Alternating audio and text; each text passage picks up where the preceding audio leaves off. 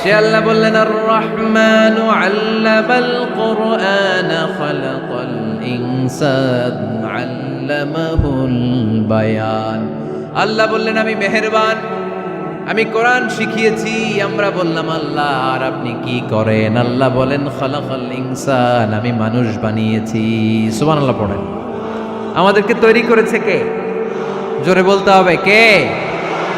মানব সৃষ্টির তিনটা পদ্ধতি কোরআনে পাওয়া যায়। পদ্ধতি নাম্বার 1, বাবাও নাই মাও নাই। এই পদ্ধতিতে আল্লাহ কাকে বানাইছে বলেন? আদম আর হাওয়া আলাইহিস সালাম, এদের বাবা মা ছিল। 2 নম্বর পদ্ধতি হচ্ছে মা আছে কিন্তু বাবা নাই।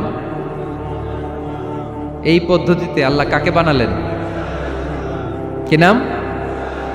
ঈসা আলাইহিস সালাম। 3 নম্বর পদ্ধতি হচ্ছে মাও আছে বাবাও আছে। এই পদ্ধতিতে আল্লাহ কাদেরকে বানিয়েছেন?